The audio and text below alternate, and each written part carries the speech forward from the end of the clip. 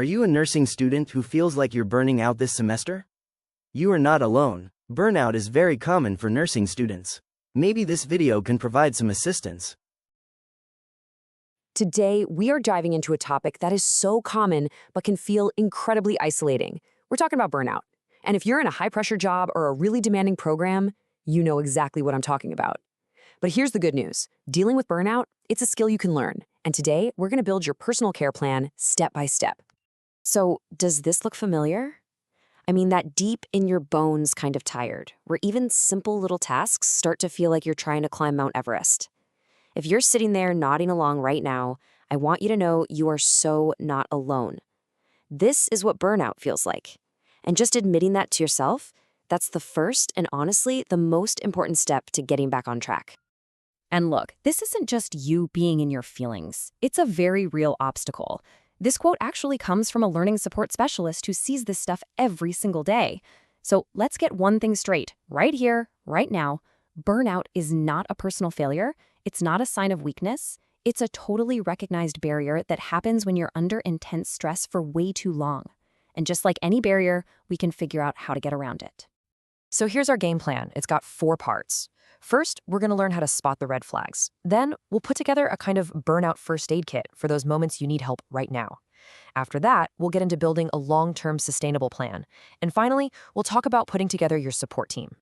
All right, let's jump into part 1, recognizing the red flags. I want you to think of this as the triage phase. You know, in a hospital, they have to assess the situation before they can start treatment, right? It's the exact same idea here. You've got to know what you're actually dealing with first. So, first up is emotional exhaustion. And listen, this isn't your average, ugh, I need another coffee kind of tired. This is when you feel like your emotional gas tank is just completely empty. It's when you start feeling cynical about the work you used to be passionate about, or you feel totally detached from the people you're supposed to be helping. Is any of this ringing a bell? And then there's this one. That feeling of reduced personal accomplishment. Ugh. It's like that little negative voice in your head gets a megaphone, and it's just screaming that you're not good enough, that you're failing. It can get so bad it makes you question your entire career path. Please remember, that is the burnout talking. It is not the truth. Now, here's what's really wild and honestly a little scary. It's how burnout literally shows up in your body. It's true what they say. Your body keeps the score. We're talking about that crushing fatigue that sleep just doesn't seem to fix. Or maybe you're getting way more headaches, or your stomach is always upset. These are not random. They are physical alarm bells from your body screaming that your system is on overload. And of course, there's the impact on your actual performance.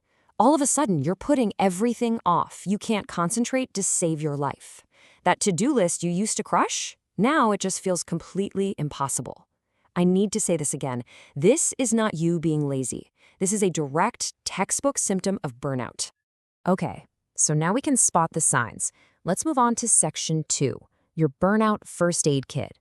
These are simple, practical things you can do today, like right now, to break that stress cycle and just get a little bit of breathing room. Here are 3 amazing tools for your kit. First, the no study zone. Literally schedule 30 minutes in your calendar where you are forbidden from doing work. This gives your brain permission to actually power down. Second, the 5-minute rule. You know that one task you're dreading? Just tell yourself you only have to do it for 5 minutes. It's a total Jedi mind trick on yourself to just get started because that's the hardest part. And third, get outside. A 15-minute walk, that's not just a break, it's a biological reset button that actually lowers your stress hormones. Simple stuff, but incredibly powerful. Those first aid tips are absolutely crucial for getting through the day, but for real, lasting change, we have to build a sustainable plan. This is where we stop just putting out fires and start actually fireproofing our lives against burnout in the first place. You know, a huge part of this is just changing how you work. Take a look at this. We've all done it. Passive studying, where you just reread your notes or highlight everything. It feels productive, but it's a total trap.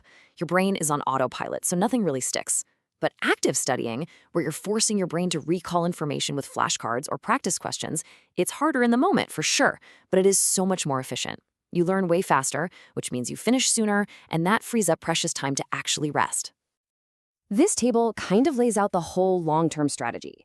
It all starts with time management. And this is going to sound wild, But schedule your sleep and your self-care first before anything else. Treat them like they're mandatory appointments you can't miss. Then, upgrade your study skills. Use that active recall we talked about and focus only on what you absolutely need to know. And finally, the big one, boundaries. This might be the toughest one to master, but learning to say no is how you protect your energy for the things that truly matter.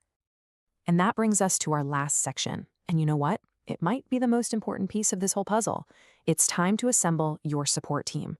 Because if there's one thing you need to remember, it's that you do not have to carry this all by yourself.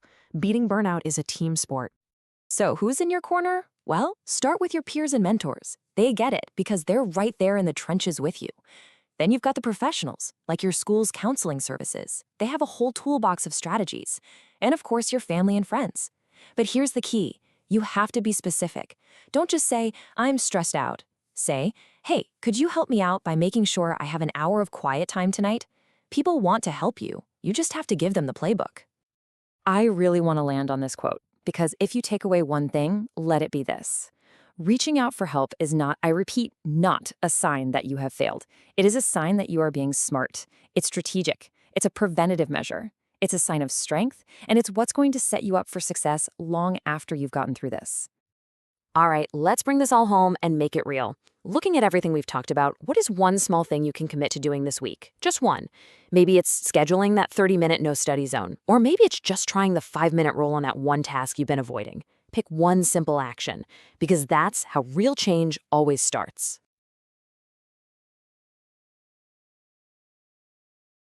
Do you want to talk to a person about this or another topic? Just reach out to us. We can help you be more successful this semester.